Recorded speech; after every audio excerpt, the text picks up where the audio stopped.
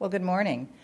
I'm Elizabeth Rinskoff Parker, and for those of you I haven't met, I'm the Dean at the University of the Pacific McGeorge School of Law, and I'm here to welcome you to, how shall I say this, a conference I've waited for since 1984. The road to legitimizing marijuana. I asked the organizer of today's session, Mike Vitello, whether I might do more than just welcome you, which is, of course, the reason for my presence at the podium here, and he said I had a couple of minutes. I'm not known for being brief, and so I'll try to be efficient here.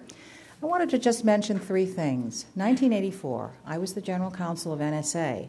I was introduced to our supply and demand strategy, and I remember saying, I don't think this supply strategy is working. I think it's going to take us down the wrong road. Have we ever thought about this as a health problem? And I was, if not drummed out of office, I was certainly told that that was a foolish idea. It would never fly. And then there was that time at the State Department when I was horrified that we were beginning to assist in arming planes. And then I remember poignantly and powerfully being at a conference in probably 1992, and it was going to be on drug trafficking, and the Mexican government was involved, and they did not want to have any reference of this to them. And so we had to carefully script what their participation and presence might be. And I remember one person saying, oh, well, Mexico is a huge economy and country. This will never affect them. You're really being a little silly, Elizabeth. And then there was 1996. I have an interest, as you've gathered, in national security, and nuclear disarmament was the issue. And we were going to have a conversation. This was a private conversation, what's called a Track 2 discussion on negotiating issues of nuclear disarmament. And it was to be in Mexico, and we were to be hosted by the Mexican government. And memorably, I recall having my baggage checked going into Mexico. I said, well, what is the deal here? Well, they were concerned about weapons coming into Mexico from the United States. And as our conversation began on nuclear disarmament, the Mexican representatives politely welcomed us, and we did have about a session, but what they wanted to talk about was the real threat, and that was weapons from the United States coming into Mexico.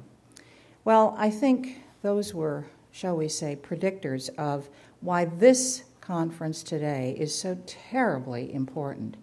Some of you may remember Mayor Kurt Schmolk, now actually the dean at Howard Law School, when he too then, as mayor, proposed that we might think of a different solution to how we handle drug trafficking, and no one wanted to listen, and he was indeed drummed out of office.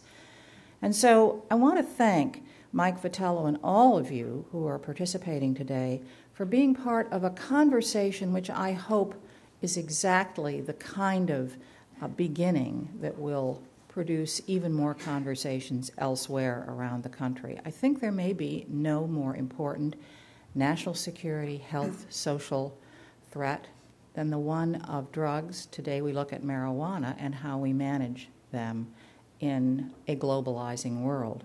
And so, Mike, for a conference that to me really represents what law schools should be doing, engaging the most pressing topics of our time, I want to thank you. A lot of effort went into this, and I'd be remiss if I didn't acknowledge Cassandra Fernandez, our tireless events manager. She's here somewhere, but you all know her personally, I'm sure, by now.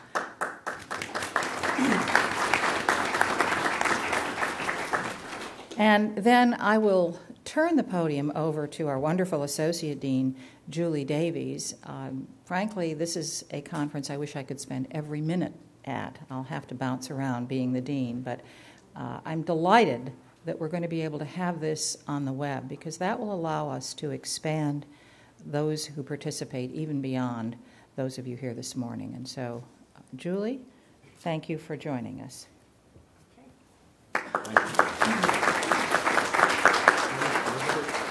Well, good morning, everyone. On behalf of the law school, I welcome all of you. I'm very happy to be here today as the moderator of the first panel. And I just want to augment Elizabeth's thanks to Mike Vitello for the work he's put into the program here and to Katie Nystrom, our symposium editor, and the McGeorge Law Review students who have worked so diligently over the last year to put this together as well. So they certainly deserve a lot of credit for the program we have today. Now, in a few minutes, I'm going to turn the floor over to our panelists, but I want to first familiarize you with the theme of this particular panel and then how we'll proceed with our speakers. This is the first panel of the day, and the theme of the first panel is to look at the impact of criminalization of marijuana on a variety of our, in a variety of aspects. As most of you know, many departments of the U.S. government, as well as societal institutions such as schools and churches, have been focused on the evil of marijuana for decades. Some of you who are older, or if you are a film buff, may remember seeing the documentary Reefer Madness, which was originally produced in 1936 by a church group with the goal of teaching children about the evils of weed. And while that film eventually became comical rather than scary, and even led to a musical parody on Broadway, the point is that powerful institutions in the United States, criminal justice system, schools, churches, have long thought marijuana was a scourge on society. But as we know, it's popular among individuals, and the impact of its criminalization has had profound effects. Now, I'm not going to give you the complete bio of all our speakers, because they're in your program, and I don't want to consume time doing so. But our first speaker is Professor Robert Weisberg of the Stanford Law School.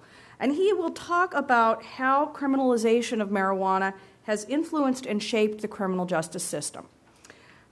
This is a very complex and multifaceted issue about which I am happy to let him elaborate.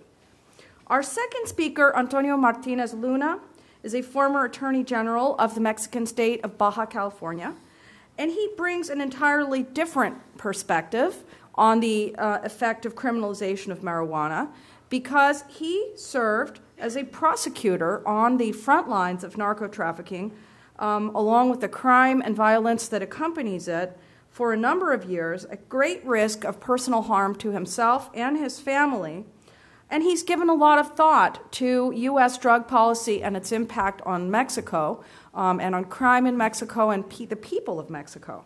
Many Americans, as Elizabeth noted, think of the impact of marijuana solely on its impact, and solely in terms of its impact on the United States, not connecting our own policies to the crisis unfolding in Mexico. And Mr. Luna can share some of his experiences and thoughts on that. Lastly, criminalization of marijuana over so many decades has influenced our jurisprudence in various aspects. And Professor Susan Mandiberg from Lewis and Clark School of Law will discuss how illegality of marijuana has impacted Fourth Amendment law, which, among other things, governs searches and seizures. So that's how our panelists will carry out the theme of the first panel. We'll proceed as follows. Each speaker will take around 20 minutes or so for their talk. We will then have about 15 minutes of questions and interchange from the other panelists and the guests here today, all of you, and then we'll move on to the next speaker. That's so we can get more interchange, because a lot of times you run short and people don't get to ask any questions or talk. So we want to try to encourage that. Professor Vitello informs me this panel can go a little longer than it was originally listed in the program, because there's 3 speakers here, 2 in the next. So if you need to use the restrooms or water, they're outside in the same building, and I'm sure that there are signs, or we have people who can direct you. So for now, I will turn it over to Professor Weisberg. Take it away.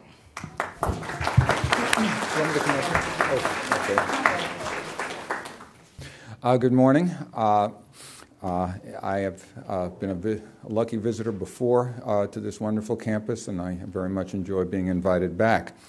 I thank Julie Davies for giving the introductory on this panel, and should note that I'm in effect also doing an introduction. I've been teaching criminal law and criminal procedure for many years. Ironically, it might be a mild advantage on my part that I'm not an expert on marijuana or marijuana law, and I can honestly claim not to have a well-defined position on the pro-con issue, and therefore perhaps can put things in a somewhat broader perspective. And in effect, what I'm going to do is touch on some of the intersections between the marijuana legalization question and both doctrines and institutions of criminal justice to emphasize how interwoven and embedded everything is. And in the course of this, I'll probably at least briefly refer to some of the subjects that my co-panelists on this panel and on some of the later panels will be elaborating in much greater detail. The overall point is that, like it or not, marijuana is part of our criminal justice system, and the pro-con issue of whether it should remain that way is too simplistic. And by the way, on this score, in terms of the concern that pro-con arguments are too simplistic, I refer you to and have been deeply educated by the wonderful article by Professor Vitello in the 2009 Wisconsin Law Review. It's just a happy coincidence that I can flatter my host and do so sincerely. And a number of points I'm going to make are very much reflections of some of the things Professor Vitello talks about there. But the overall point is that you can choose your metaphor. They're all equally good or bad. A criminal justice system is a complex ecology. It's a hydraulic system with all kinds of dynamic interchanges between parts. It's a complicated market system, and I don't just mean in the simple economic sense, I mean in the sense of political economy, and one could use the economic term endogeneity to talk about all these interactions. If one is concerned about the fragility of criminal justice systems and their necessary resistance to reform, then how about House of Cards? Pull one out and who knows what will happen. So what I want to offer is some observations about where marijuana fits into this and where changing marijuana laws might affect the overall structure. So I suggest, as in that little handout, let's just imagine a totally silly law. And boy, I came up with a really dumb one, okay? A law that made it a crime to wear plaid shirts. This may be an issue some people here have very strong feelings on, and for that I apologize. I obviously tried to find something rather neutral. So my hypothesis is simply, okay, it somehow happened as a historical accident or a cultural accident that somebody decided to ban plaid shirts. And our society, just make-believe we're one jurisdiction for the moment, suddenly comes to its senses and decides, no, we have to repeal this law. It's absolutely ridiculous. Now, if the law had fallen entirely into what we lawyers call desuetude, namely there had been no prosecutions whatsoever for a million years, and that's true of some laws, I suppose it's possible that repealing the law would have no particular significance, although even that I might question, because repeal of a criminal law is a kind of social signal about punitive attitudes and could well affect a whole number of issues. But let's just assume that this anti-plaid law was somewhat prosecuted. Well, what would happen if we repealed it? Well, the simple notion would be if there is clear social consensus that it was a dumb idea, everything will be fine. Prosecutors won't need the resources they have had to punish to punish plaid violators, so we'll save some on the budget. And because wearing of plaid seems so completely divorced from any serious criminality, the repeal will have no significant effect. Well, even in my ridiculous hypo, we see some problems. It's hard to say whether there is an absolute distinction between the desire to wear plaid and the desire to do things we think of as real crimes. In any event, there's this bad term again, an endogeneity. It could well be that people wore plaid because it was a crime. There's always a kind of obstreperous civil disobedience motive behind some criminals. So it could be that we're simply going to find a very quick substitution in violations of other crimes if we repeal anti-plaid laws, and we may begin to wish, we had limited this, to plaid before. It's obviously naive to think that if a law is repealed, prosecutors will say, oh, thank you very much, we don't have to prosecute that anymore. Let's just calculate what portion of our investigatory or prosecutorial resources had been allotted to that, and we'll just give the money back to the legislature. Yeah, sure. Obviously, there are more complex forces that create inertia or dynamics in allocations of resources to various institutions of criminal justice. And of course, then we have to talk about substitutions. You pull out one thing and it's going to affect a lot of others. Obviously, although many people, for perfectly rational reasons, think that marijuana use is harmless and should be completely legalized, it's a more complicated matter than my silly anti-plaid law. There is obviously a complicated body of social psychology and medicine and a whole bunch of other disciplinary bodies of knowledge about the relationship between drug use and crime, and the relationships will vary depending on the drug, but even then there are so many interrelationships among drugs or uses of different drugs that the complexity just increases. So even before we talk about criminal law, if we just talk about criminal propensities, we know that there are any number of possible permutations of relationship between drugs and crime. In some cases, the use of drugs gives people some desire to commit crimes, perhaps just in a kind of almost neurological sense. In some cases, it may do the opposite. It may pacify. In some cases, a desire for the drug motivates crime for simply the economic reason that money is needed for the drug. But there's also plenty of evidence that things are more kind of social and interactive, and sometimes if people get involved in a subgroup that's associated with drugs, that will lead them to criminal behavior even beyond drugs. But there's also countervailing evidence that sometimes drug use follows rather than precedes immersion in networks of people who commit crimes. And it's also, of course, possible that there isn't any very clear causal relationship, but there are multiple causes. So as long as we can at least tentatively, hypothetically acknowledge that there could be some problems, some harms associated with marijuana, again, pulling one piece of the puzzle out could complexify the puzzle considerably. And I'll put aside for now, because others will go into it in much more detail, the substitution concern in terms of drug use itself. In other words, does changing availability of a particular drug affect the other drugs? But let's talk a little more about the interactions of any particular criminal law or the repeal thereof with institutions of criminal justice. First, we've seen, and Professor Vitella's paper goes into this with elegant detail, we're not talking, at least in terms of Prop 215 or other similar laws, about a binary situation in which we go from criminal prohibition to total freedom. We're talking about entering a network of complex, potentially quite complex regulations, which will, quote unquote, legalize marijuana. And that term is obviously sort of ambiguous. It may make it not a crime to use marijuana, but it will impose legal form on the use of marijuana. Well, obviously there's no clear difference between civil regulation and criminal prohibition, and often the two go together. There may well be certain criminal laws that are going to be built in, not necessarily in Prop 215, but in certain possible forms of drug legalization, directly into the legalization law. But even if there weren't, criminal charges could conceivably follow.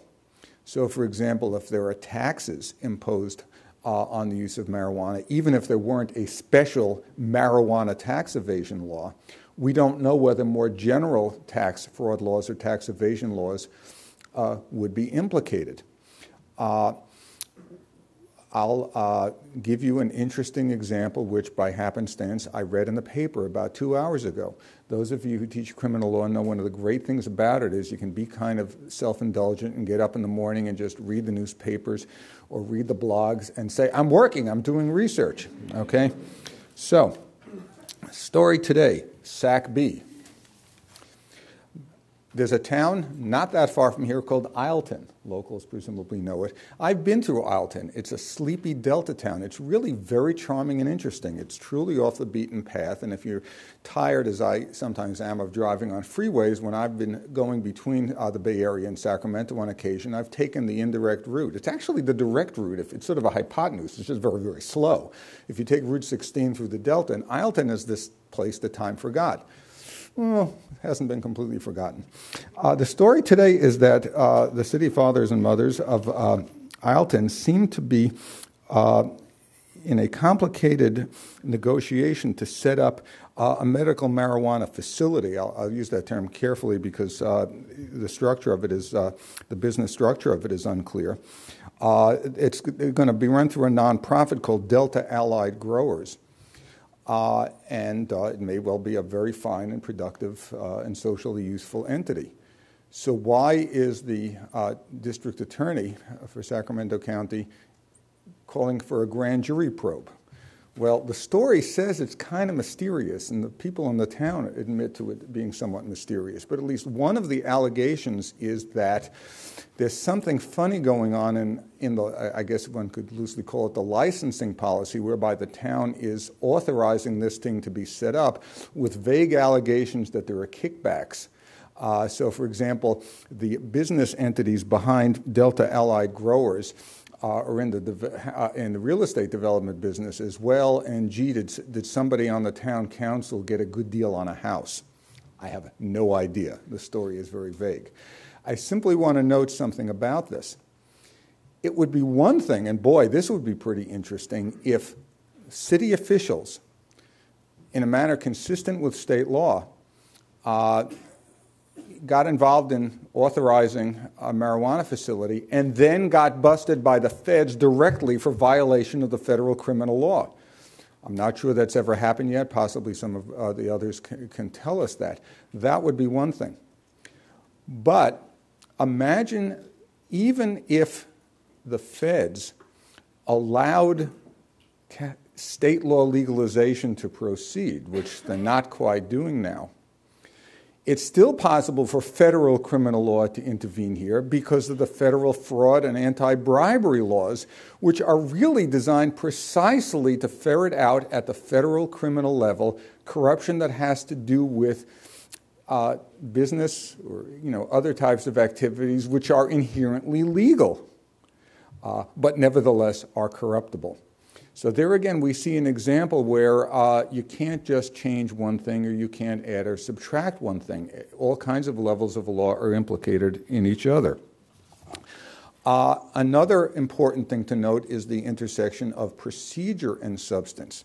You'll see already in your handout, but you'll hear more from Susan Mandiberg about the Fourth Amendment issue, and she's got some marvelous history and charted quite beautifully about how the Fourth Amendment cases, many of the great ones, most of the great ones, it seems, that we think of as being about general doctrines of Fourth Amendment law, arose in the arose in the marijuana context. So it's just as a kind of empirical matter, is it possible that we would have less Fourth Amendment law or different Fourth Amendment law if we didn't have marijuana? It's entirely possible. But it's also the case that the nature of not just the fact that there's a prohibition, but the particular nature of the prohibition is going to influence the criminal procedure doctrine. Let me just emphasize one tiny part of Fourth Amendment law, but Professor Mandiberg will obviously do it in more detail. We often note in basic criminal law course on the subject of the intersection of substance and procedure that you've got inchoate crimes, attempt crimes, okay? They allow the police to intervene early in an actus reus, okay? Because the crime doesn't have to have succeeded. The police can arrest for the so-called completed offense of an attempt. But note also that whether the police intervene is a matter of procedure, and of course the police are allowed to intervene earlier under the Terry stop doctrine, where it is not necessary that they have probable cause to believe that a crime has occurred. Rather, they can have this fuzzier thing called reasonable cause to believe that criminal activity is afoot, which may mean is about to happen. Well, marijuana possession or marijuana use, whatever, is very, very intimately tied with Terry stops, even independent of fuller Fourth Amendment interventions like arrests and searches. And we simply do not know how much of the ability to police to intervene early, especially in cases where they're not necessarily interested in arresting anybody anyway, but want to use their Terry stop power to basically break up potential criminal activity or possibly do things which are very, very prejudicial. But those non-arrest interventions, we don't know how much of those are really a function of the ability to say, I have reasonable cause to believe that somebody could conceivably be involved in marijuana crimes, and how much that will change if we eliminate marijuana crimes. And the answer is, I think we just don't know. Just a few other points. The federal-state question is obviously very complex, and we'll be hearing more about it later in under various subtopics. But let's just note that it's part of the larger question of federal-state relations in criminal law.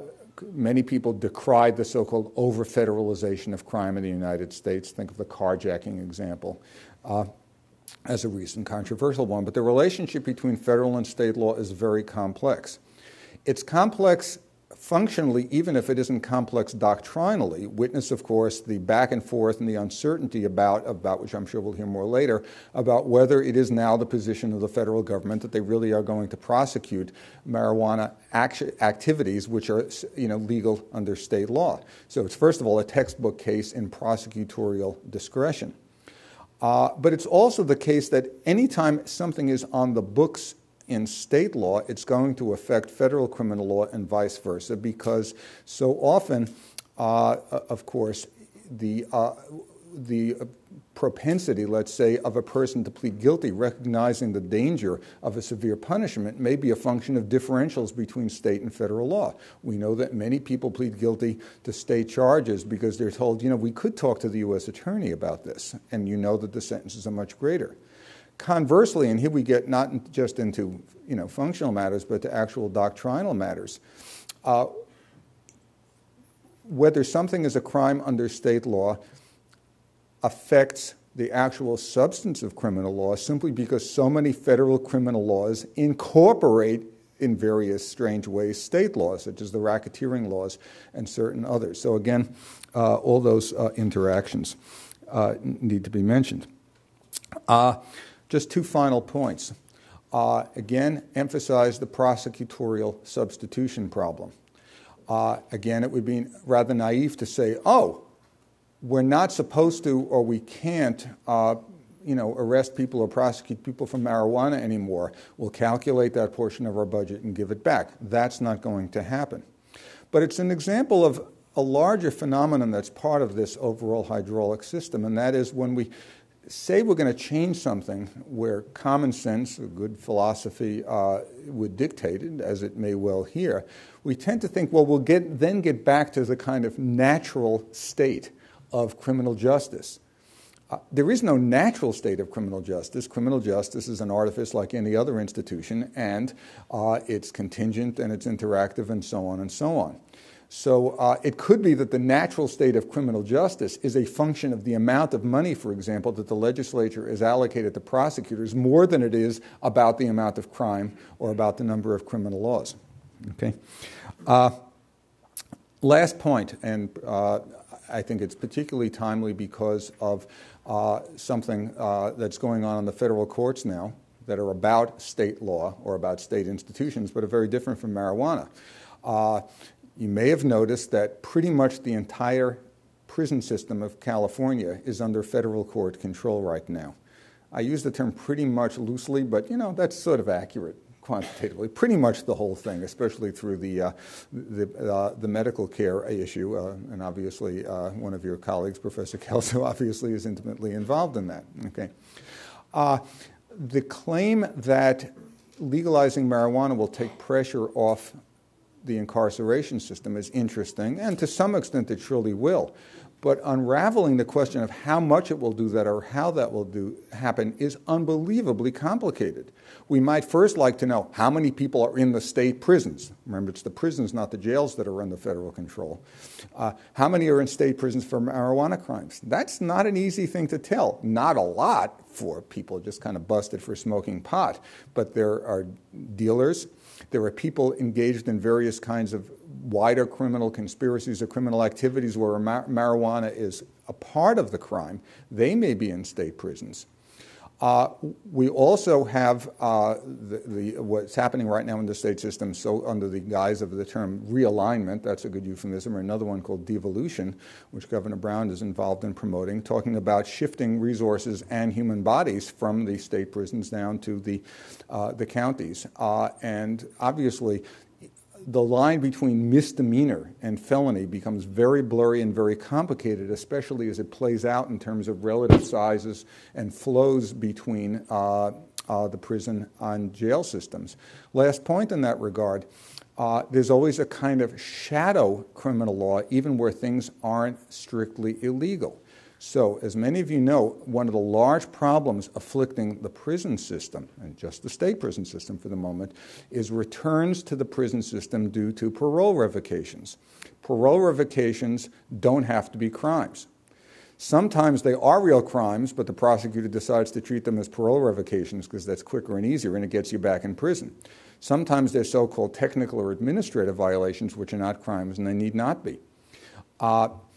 If marijuana were legalized, would it still be the case that people will go to prison for the use of marijuana because use of marijuana, frankly, like use of alcohol or talking to former gang members or leaving town without permission, could become a condition or a violative condition of your parole?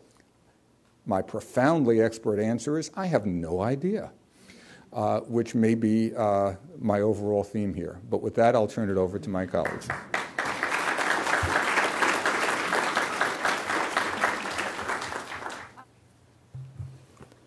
Buenos días.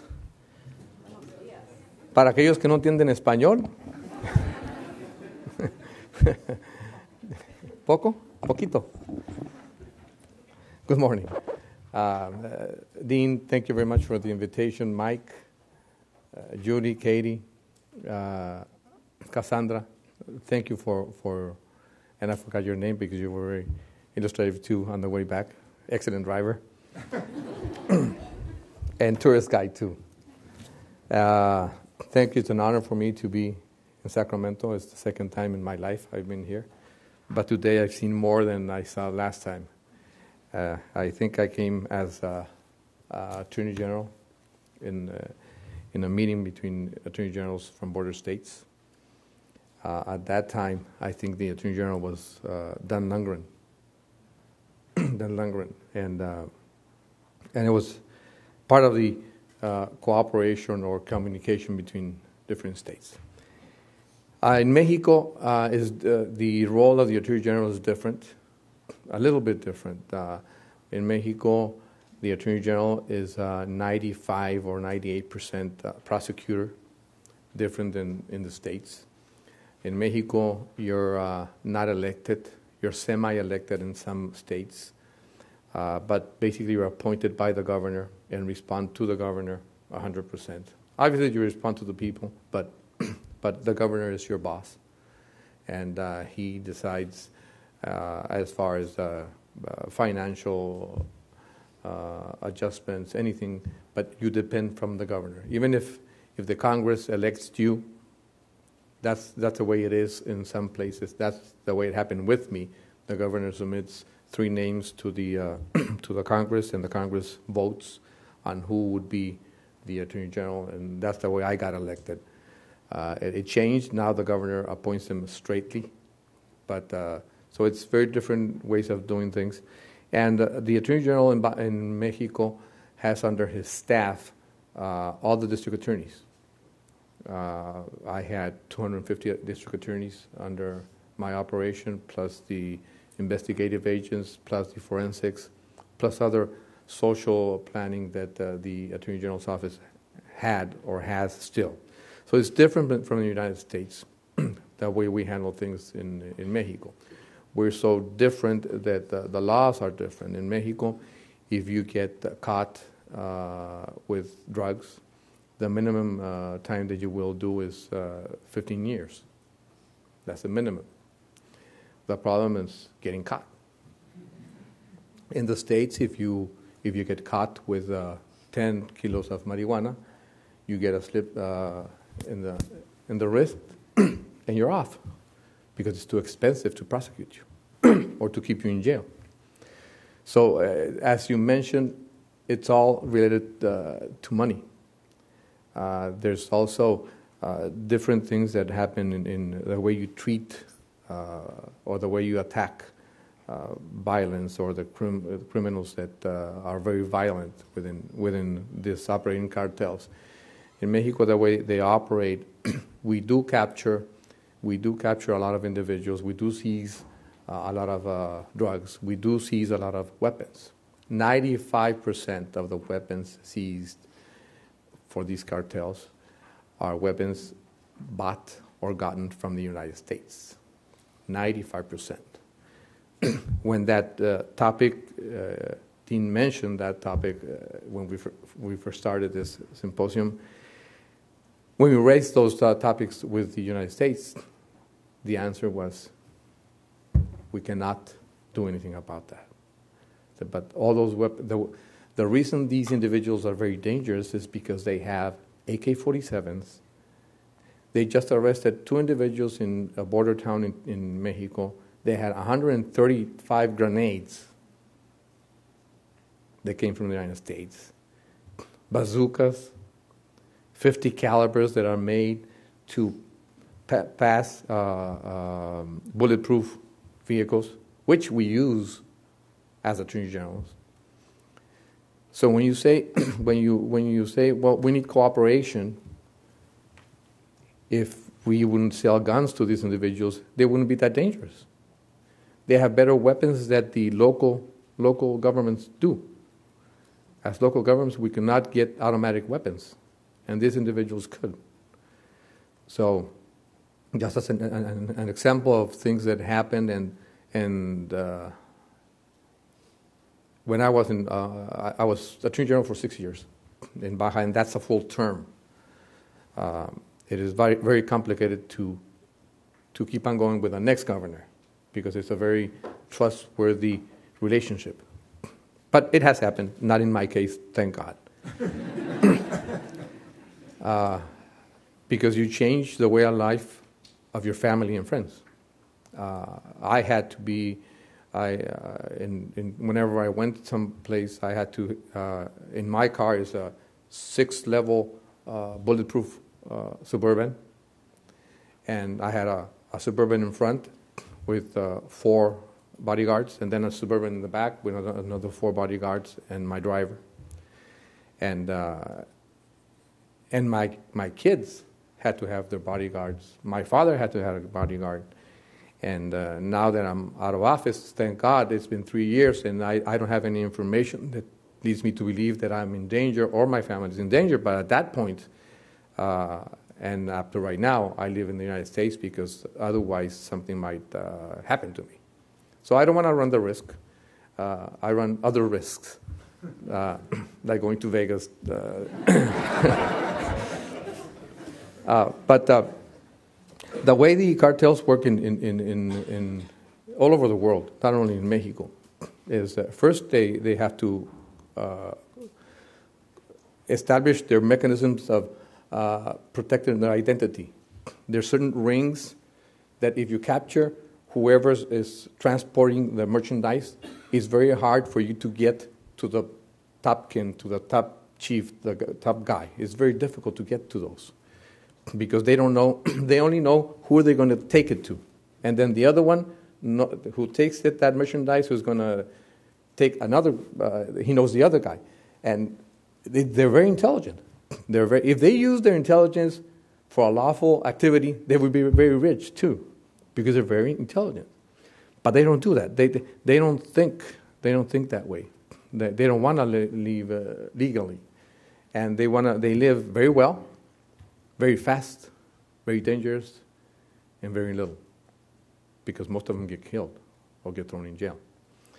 And what's been happening in Mexico is that we've arrested top guys from these criminal organizations with the consequences that we all know they're public. We do have excellent results, but also very sad results of individuals, police officers, military personnel, or innocent bystanders getting killed. But when you arrest one of the top guy of the organization, there's 5 or 6 other ones that are the second in command. When the structure is not that strong, those 5 go up, and all 5 want to become the leaders. So they start fighting with themselves. But those arrests have been made largely because of pressure from the United States. The policy from the United States to arrest those individuals has been very strong for a lot of years. And also our conviction of fighting organized crime. But if that would happen here in the States, the same thing would happen. If you arrest the top guy, the 5 underneath will go up. And that's why in the United States it's organized crime. In Mexico it's disorganized crime.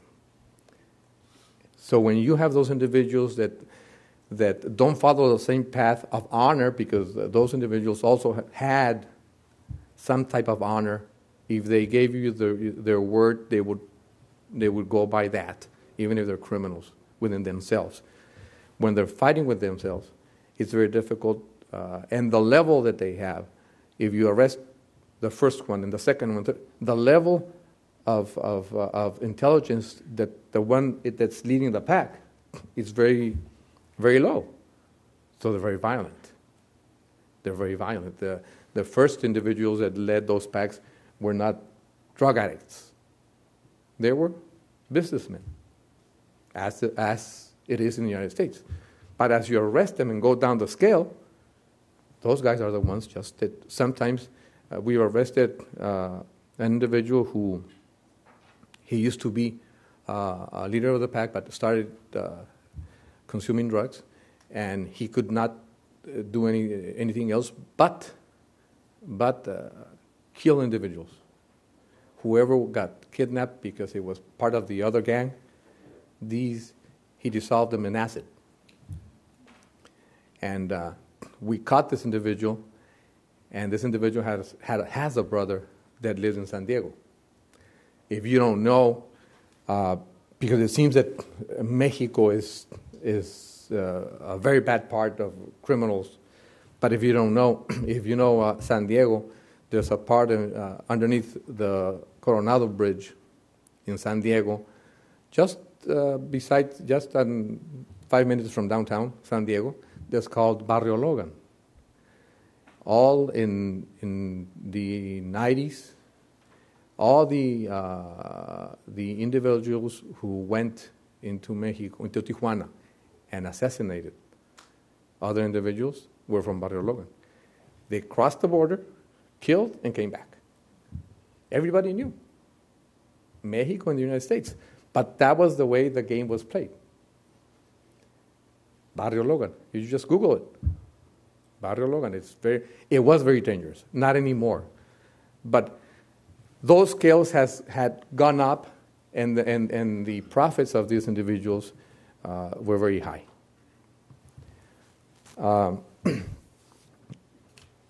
Why do we need to legalize, or do we want to legalize marijuana? Do we need because we haven't done enough?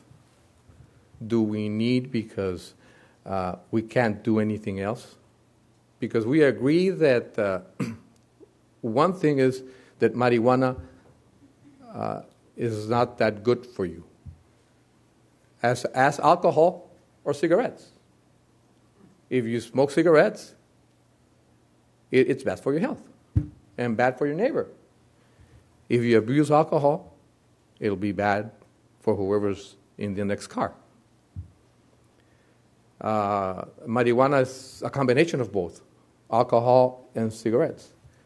And we have the example of cigarettes that we see whoever smokes, and I respect whoever does, and I respect whoever has different religions and different preferences. That I respect them as long as they don't invade my space, which everybody has the right to do with their body whatever they want.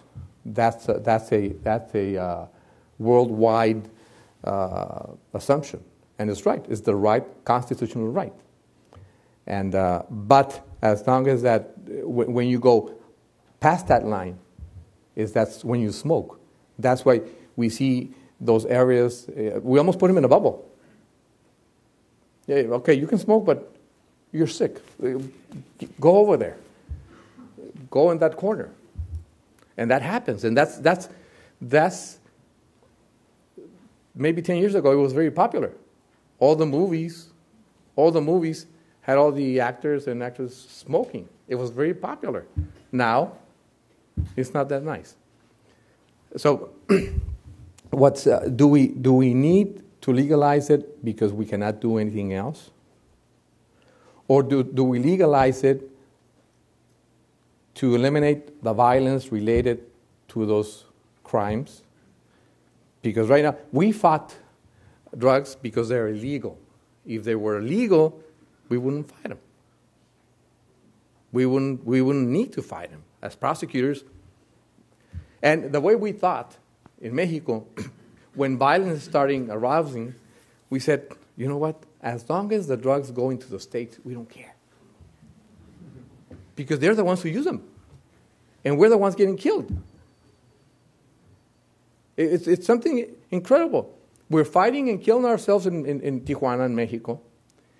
And just across the border, in San Diego, and that's in my mind, you go crazy. In Mission Valley, I don't know who, but it's a shopping center, the Fashion Valley, Mission Valley, golf course, whatever. Right at the corner, a guy with an arrow, marijuana for sale. And we're killing ourselves across the border, and this guy's selling marijuana in the corner, publicly. So we need to establish a sane pattern. We cannot, it's like alcohol. In Mexico, you could drink it at 18. In the States, 21. What happens? How many of you went to Tijuana and drank when you were 18? So we need to have the same pattern regionally. We cannot speak of legalizing marijuana or decriminalizing. In Mexico, it's decriminalized. If you use or get caught with a small amount or a personal amount of drugs, you are arrested, but you get sent. And the drugs in Mexico, it's federal jurisdiction. It's not state. Federal. Any type of drugs, federal. Because the federal government has not had the ability to attack this problem. They have sent this jurisdiction to the state and to the local governments without the money, just the jurisdiction. Without the weapons, just the jurisdiction, just the obligations. So that's not possible. So if in Mexico, if we decide to legalize marijuana, then it would be the same thing as what happens with alcohol.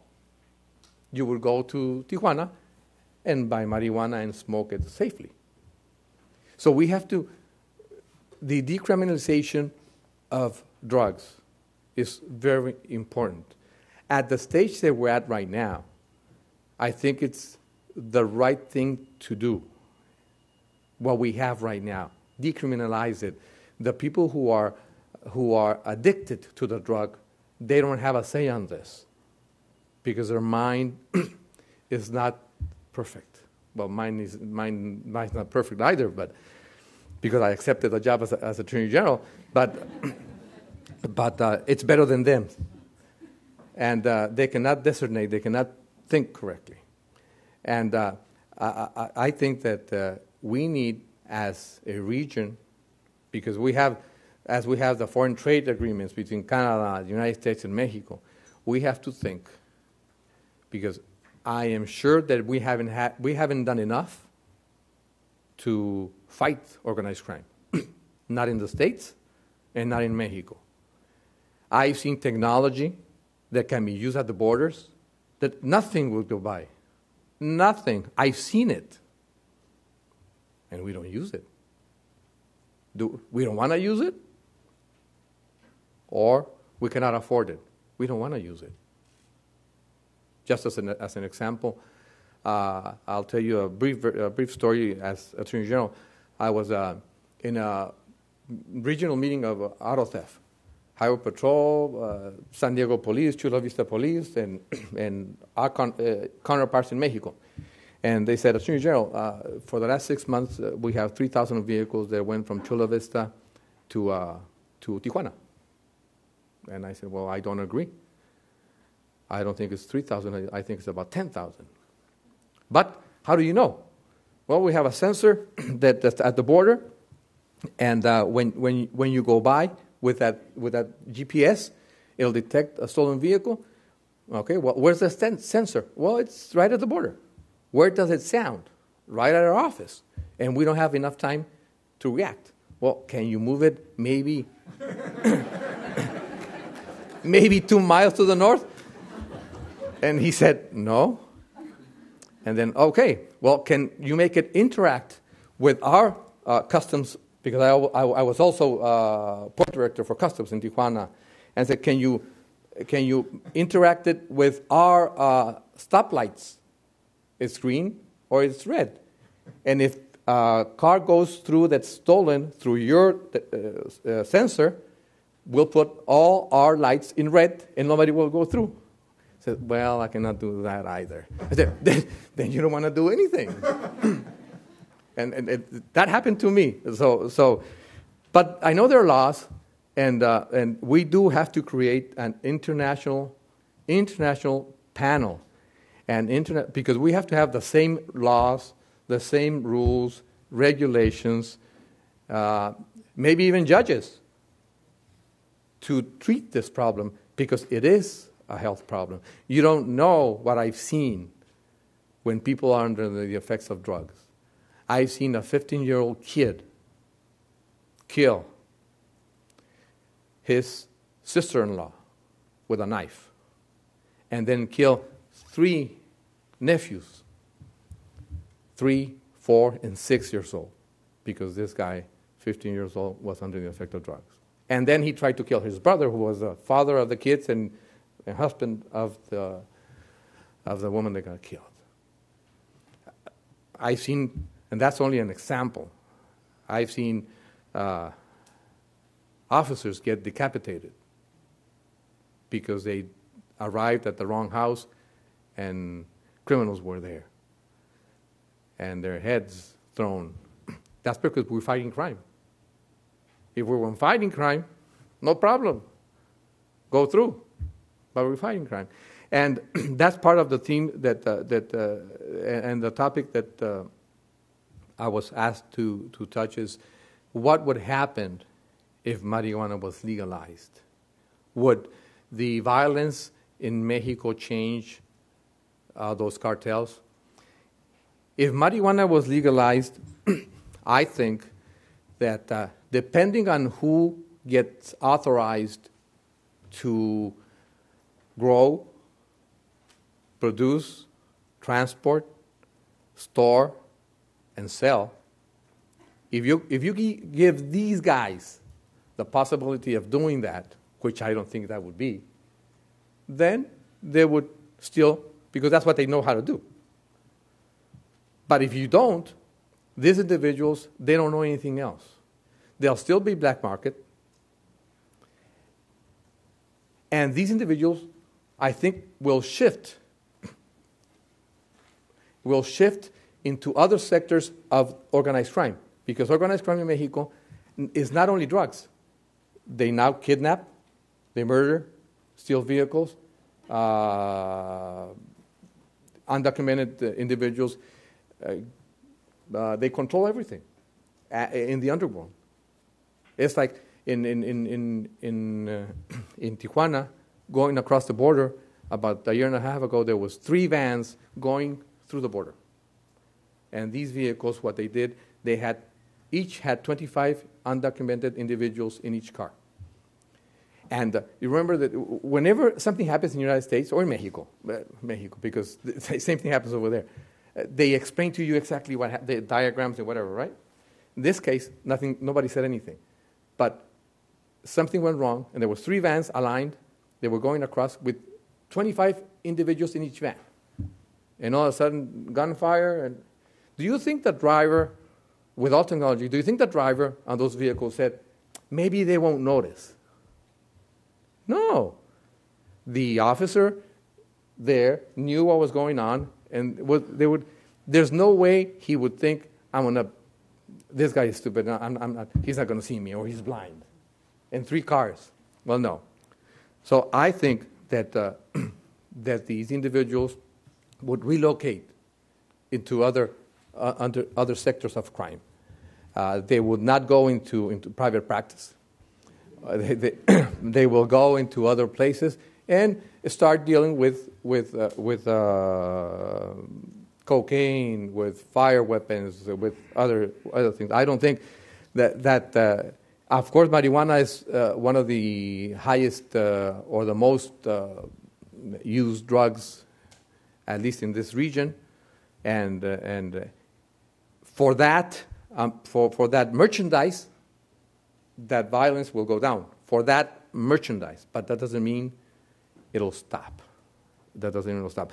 But I do think that somebody who wants to use it, if they want to use it, and we have mechanisms to follow up and give them the preventive. Maybe it's part of a pact that we can do. Is whoever is already addicted, well, they don't have a choice. But if we inject money into prevention before high school, grade schools, to let them know what really happens if you use drugs, and give them the possibility of making an intelligent decision.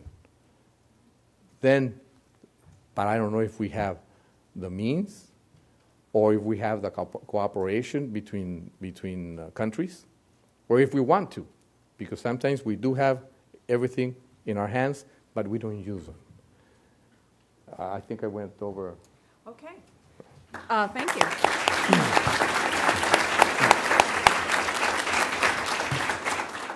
I want to thank McGeorge School of Law and the Law Review for the honor of inviting me to participate in this. And Professor Vitello, I sort of felt like I was back in law school because he actually gave me an assignment. And it was an assignment that I didn't know much about.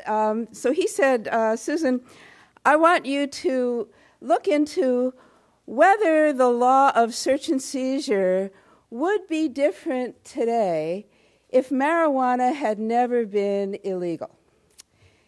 And I said, gee, do I have a choice about this assignment? He said, no, this is what it has to be.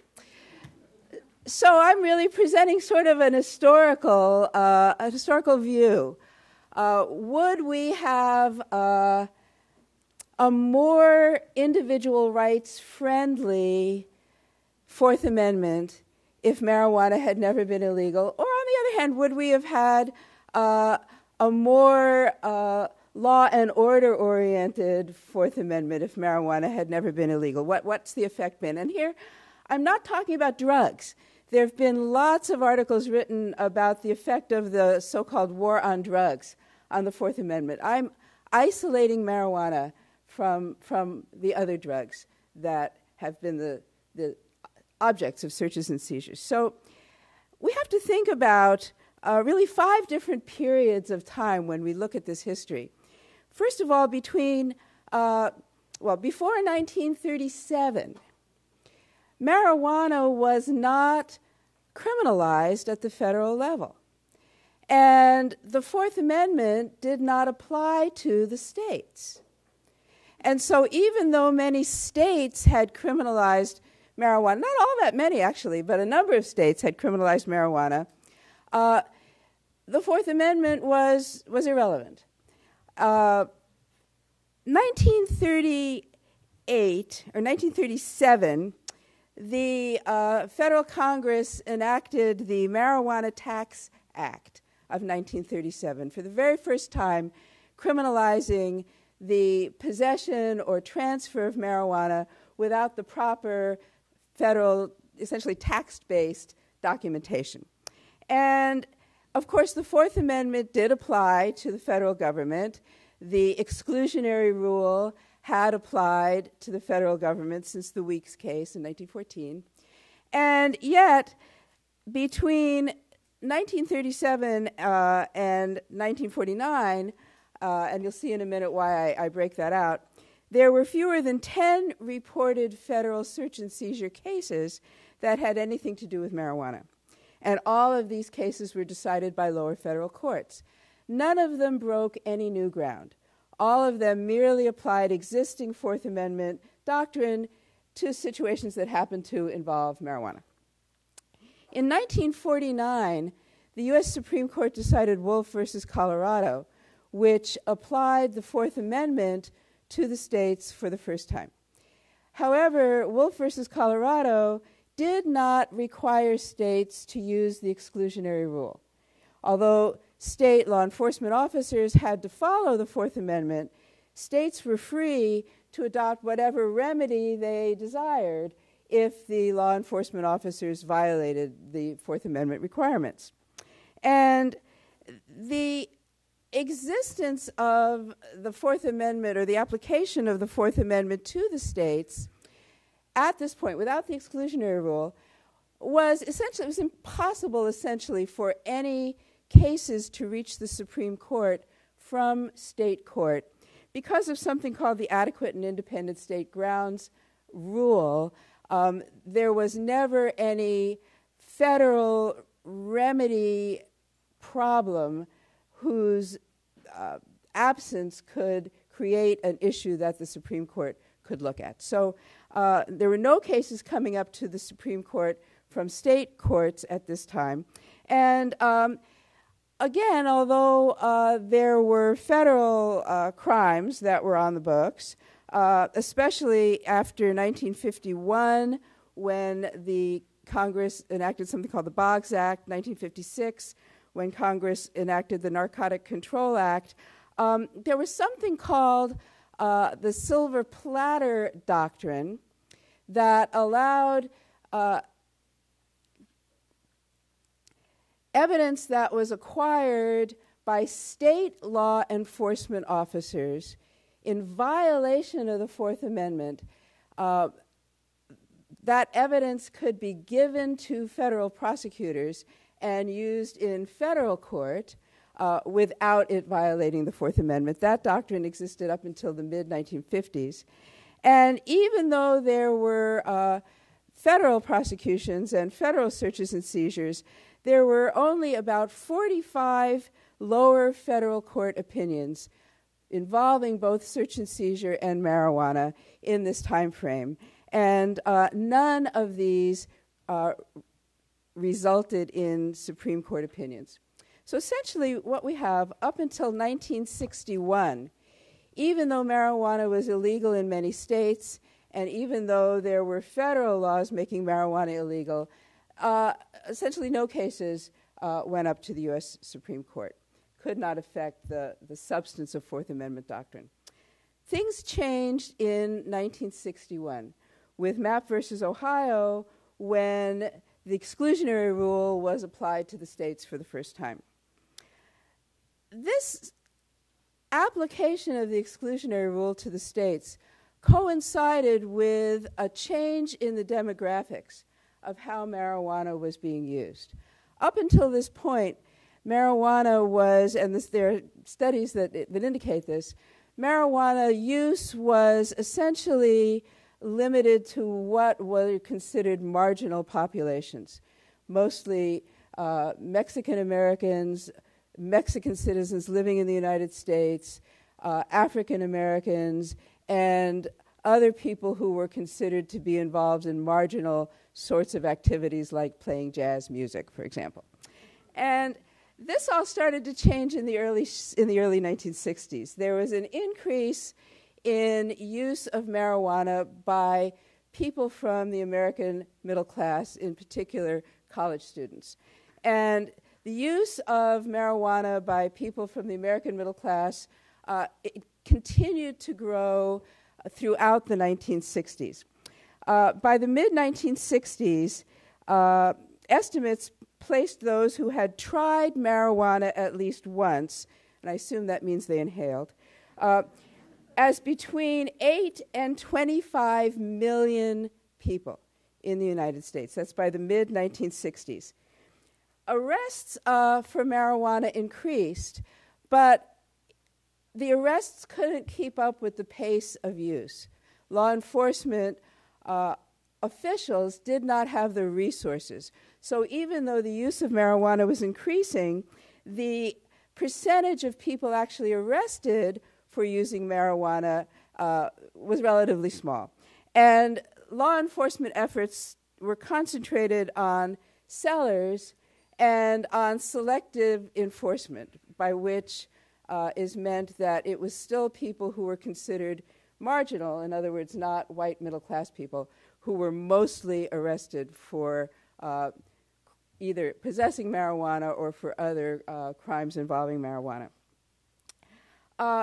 During this period, there was a dramatic rise in state court cases and also in federal court cases. But nevertheless, between 1961 and 1970, the U.S. Supreme Court heard only 3 search and seizure cases that involved marijuana. All of them involved doctrinal rulings that could have been developed in other contexts, in cases that didn't involve marijuana. So I'd like to really focus on the period from, and this is all laid out in more detail in the outline that you've got. I'd like to focus really on the present, on the period from 1970 to the present. One of the things that happened in 1970 was that Congress enacted the Controlled Substances Act. And this gave more ammunition on the federal level for prosecuting, for investigating, prosecuting marijuana-related crimes. Marijuana, of course, continued to be a crime in the states. And there was kind of an ambivalent attitude about the use of marijuana all through the 1970s, but the favorable attitudes toward marijuana essentially peaked in about 1978, and the Reagan administration sort of consolidated the negative attitudes toward marijuana, and those negative attitudes have, for the most part, been the official attitude ever since then, at least in places other than maybe California and Oregon, which is where I'm from. Marijuana arrests have increased in the years since 1970, but only about 4% of marijuana users are arrested in any given year, and these are federal statistics. As of spring 2011, marijuana accounts for about 42% of drug possession arrests in the United States, and for about 90% of the drugs seized. And those statistics are on both federal and state levels. So what has this done to Supreme Court doctrine? I'm going to go over it relatively briefly. It's all laid out in the outline that you have. But I'll tell you right ahead of time what my conclusions were looking at these cases. And what I did was I looked at all of the state and federal search and seizure cases in which marijuana was either sought or found in the 1960 to 70 period. And then starting about 1970, there were just too many of them, and I decided life is too short to read all those cases. So I concentrated, starting in 1970, I concentrated just on Supreme Court cases. And what I did was I divided the cases. First of all, I looked for search and seizure cases where marijuana was sought or marijuana was found. And I divided them into categories. First of all, cases where law enforcement officers set out to find marijuana. For example, they had a tip from an informant, so-and-so is selling marijuana out of his house, and then let's go get it, right? Second of all, the category was cases where law enforcement officers set out to look for some other drug, heroin, cocaine, methamphetamine, whatever, but in the course of searching for that other drug, also or instead found marijuana. Third category were cases where officers set out to find evidence of some other crime, not drugs at all. Money laundering, guns, burglary proceeds, whatever. But in the course of looking for those the other evidence, they found marijuana. And the fourth category was kind of a conglomerate. It was either cases where I couldn't tell from the Supreme Court case or the lower court reports what on earth they were looking for because it wasn't clear from the facts, or routine cases. And in those routine search cases, essentially there were two, customs or border cases, where they could have been looking for anything or they didn't have to have a reason to look, they just didn't like the way you looked and so they searched. And the other thing I put in that category was searches incident to arrest. Because, of course, in searches incident to arrest, the officers don't have to be looking for anything. Searches incident to arrest are just routine searches for the officer's safety or for the safety of evidence that accompany an arrest. So I put that in that fourth category. And then I took all of these cases and I said, what are the doctrines that the Supreme Court used these cases for? What kinds of law was developed using these cases? And most of the time, the doctrines that were either established or continued in some way, dealt with in some way, were doctrines that easily could have arisen and been developed in a context other than marijuana. Many of them could have been developed in a context involving some other drug, heroin, cocaine, whatever. Many of them could have been and were developed in contexts that didn't involve drugs at all. And so let me give you some idea of what some of those were.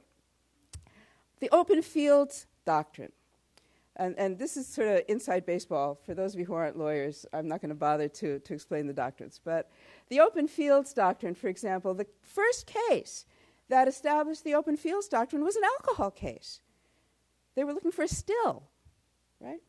The drug-sniffing dogs doctrine, right? These drug-sniffing dogs know how to sniff heroin and cocaine, not just marijuana. The standing, the doctrines dealing with standings. The case that established the modern standing doctrine, Rakes versus Illinois, was a weapons case. Use of hearsay information from informants. Applying the totality of circumstances standard for probable cause or reasonable suspicion. All kinds of doctrines about the execution of search warrants. The mobile vehicle exception, the Carroll doctrine, again, one that was developed in the context of alcohol. It was a Prohibition era doctrine. The knock and announce rules for search warrants. Various reasonableness doctrines pertaining to searches. Search incident to arrest doctrine, first established the Chamel case, was in the context of stolen coins and other stolen property. Closed containers found in mobile vehicles. Of course, closed containers can contain all kinds of things, not just marijuana. Consent to search. Marijuana cases dealt with that, but of course that doctrine could come up in a wide variety of contexts. Warrantless school searches for the purses and backpacks of kids who're smoking in the washroom. Of course, that involves smoking cigarettes in the washroom usually. Suspicionless drug tests. These school or employment suspicionless drug tests search for a wide variety of drugs. Inventory searches of impounded vehicles. Again, a wide variety of things come up in those kinds of contexts. Investigative stops. Again, the Terry doctrine obviously developed in the context of a burglary, not in the context of drugs. And of course, lots of these doctrines then turn around and get used frequently in a marijuana context, but they weren't developed necessarily in a marijuana context. I could go on, but given the time is short, I'll let you read it. There were two doctrines that came up in these marijuana-related search and seizure cases that might never have developed in the absence of criminalized marijuana. And of course, you're dealing with a fictional universe. You never know what would have happened with the road not taken. But there's two doctrines that it made sense to me maybe would not have developed in another context. One is the doctrine of aerial searches. So two Supreme Court cases, California versus Cirolo and Florida versus Riley, involved law enforcement officers either flying low over residential curtilage, otherwise known as the backyard, in a fixed-wing airplane, and Florida versus Riley, law enforcement officers hovering over the backyard in a helicopter, looking at the luxuriant marijuana plants growing in the backyard, and the Supreme Court saying that these are not searches because they don't violate a reasonable expectation of privacy. On the very same day that the court announced the Cirolo doctrine, the court announced the Dow Chemical case, which also involved an aerial search. This was a higher aerial search using mapping cameras, but nevertheless, an aerial search over an industrial complex. And so that might lead you to believe that the aerial search doctrine easily could have arisen and grown up in a non-marijuana context. But as you know, if you've studied criminal procedure, the court makes a distinction between intrusions into the home, including the backyard, and intrusions into business spaces. And so the fact that these aerial searches are allowed in industrial curtilage, the backyard, what else that's illegal grows in the backyard? I mean, not heroin, not cocaine, not burglary proceeds.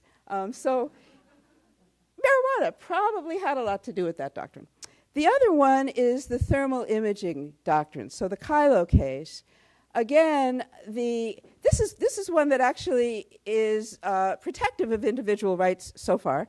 And I say so far because in the Kylo case, the court said that use of these thermal imaging devices to see where heat is emanating from a house, from a home, is a search and requires a warrant or an exception, at least while these devices are not in common use, which maybe they weren't at the time of Kylo. I'm told by one of my research assistants that you can buy them now for about $50 on the internet. So maybe that law is going to change. But again, in Kylo, the court made a distinction, at least in dicta, between using these devices in a home and using them in an industrial setting. And they're used all the time, by the way, in an industrial setting. The Environmental Protection Agency uses them all the time to deal with figuring out what's emanating from various factories. What else do you do that's illegal in your home that requires a lot of electricity? Grow lamps, right? And you don't grow burglary proceeds. So again, that doctrine may not have developed absent marijuana. The fact that the content of these doctrines probably could have developed absent marijuana isn't the end of the story, I don't think. Because we go back to the history and we see that the increase in marijuana use by people in the American middle class started about 1961, about the same time as the exclusionary rule was applied to the states, so started generating a whole lot of cases from state court. Federal enforcement picked up around the same time, and you all know it takes a while for cases to move through the court. The tsunami of marijuana cases hit the U.S. Supreme Court right about when the Warren Court ended and the Berger Court began. And there's statistics that I have in my outline The second big wave of marijuana cases hit the court right about when the Berger court ended and the Rehnquist court began. So this wave of marijuana cases hit the Supreme Court right when the court switched from an approach that was very protective of individual rights to an approach that many, and I include myself in this group, see as much less friendly to an expansive individual rights approach to the Fourth Amendment and to a much more law and order approach to the Fourth Amendment. So if you look at it this way, this large group of marijuana cases presented certain issues to the court possibly sooner than they would have gotten to the court had marijuana been legal. In other words, if the court had had to wait for these issues to arise in the context of heroin or cocaine or burglary proceeds, maybe some of them wouldn't have gotten there yet. And maybe they would have. I mean, again, we're in the alternate universe. We don't know what would have happened. But another interesting thing comes out when you look at these cases, and of course I'm not looking at arrests, I'm not looking at prosecutions, I'm just looking at reported cases from the courts, the kinds of things that establish doctrine, right? If you look at the, and I'm sorry, I think it's on page 10 and 11 of the way I numbered things. I'm not sure where it is in your handout, but there's some graphs. And what I've done in these graphs is I've compared the cases where the law enforcement officers were actually looking for marijuana. They set out looking for marijuana with those other three categories where they were looking for something else but found marijuana instead or in addition. And the cases where the officers serendipitously stumbled across marijuana far outweigh the cases where the officers set out looking for the stuff. And so you've got to start wondering about the ubiquity of the use of marijuana. And I'm just sort of guessing maybe the habits of marijuana users. You know, you can't leave it laying around, and there's seeds and stems on the coffee table. Presented opportunities for these conservative Supreme Courts to create, again, doctrines that maybe they wouldn't have gotten to so fast, or maybe they wouldn't have gotten to at all. The final thing, and I'll just, again, it's in the outline, and I'll leave you to look at it, is I've got some charts that break out the Supreme Court cases from the 1970s to the present. One chart is cases where the court had doctrines that protect Fourth Amendment rights, and the other is doctrines that are not protective of Fourth Amendment rights. And you'll see that there are very fewer doctrines that protect them, many, many more doctrines that are law and order oriented. And of the doctrines protective of Fourth Amendment rights that were issued by the Berger court, you'll see that the Rehnquist court, although it continued some, it did away with more. And one of the major ones that it did away with was the doctrine that required officers who encounter closed containers in mobile vehicles. There used to be a doctrine in many situations that required them only to seize the container and get a warrant before they opened it. That was eliminated by the Rehnquist court, and now, of course, they can just open them at the time. So huge shift, no direct doctrinal effect of the criminalization of marijuana, but nevertheless, I think we can see, just looking at the evidence, there's definitely been an effect, maybe subtle, but I think definitely there. So that's what I have. Thank you.